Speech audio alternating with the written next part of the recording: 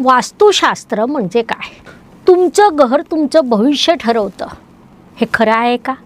तुम्ही जिथे राहता ती फक्त भिंतींची जागा नाही, ती एक ऊर्जा आहे. निसर्गात प्रत्येक गोष्ट चालते. सूर्य, हवा, पाणी, दिशा आणि तुमचं घर याच निसर्गात आहे.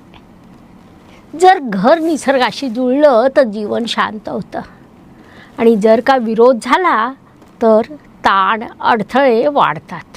म्हणून वास्तू म्हणजे फक्त घर नाही तर निसर्गाशी जुळण्याची एक कला आहे.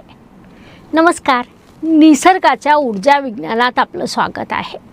हे विश्व ही आकाशगंगा किती विशाल आणि असीम आहे. या विराट निसर्गात मनुष्य म्हणजे जणू एका झाडाच्या छोट्याच्या पानासारखं चालतो. निसर्ग त्याच्या नियमांनी चालतो आणि मनुष्य शतकानुशतकं त्या नियमानुसार जगत आला आहे. आणि म्हणूनच जीवनात संतुलन निर्माण झालं होतं. सूर्योदयासोबत उठणं, सूर्यास्तानंतर विश्रांती घेणं, योग्य वेळी पेरणी करणं, आहार विहार निसर्गानुसार असणं, हे सर्व निसर्गाच्या तालावर चालत होतं.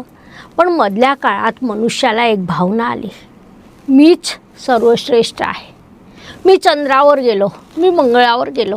आणि या अभिमानात निसर्गाचे नियम बाजूला ठेवल्या गेले. जेव्हा निसर्गाचा तोल बिघडतो तेव्हा जीवनातील ऊर्जा देखील बिघडते.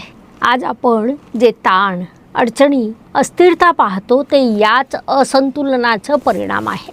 आणि हाच विचार वास्तुशास्त्रात आहे.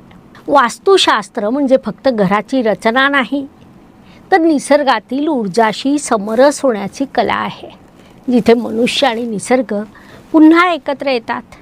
योग्य वास्तू म्हणजे संतुलित ऊर्जा आणि संतुलित ऊर्जा म्हणजे प्रगती, समाधान आणि सौख्य. हेच खरं वास्तुशास्त्र आहे.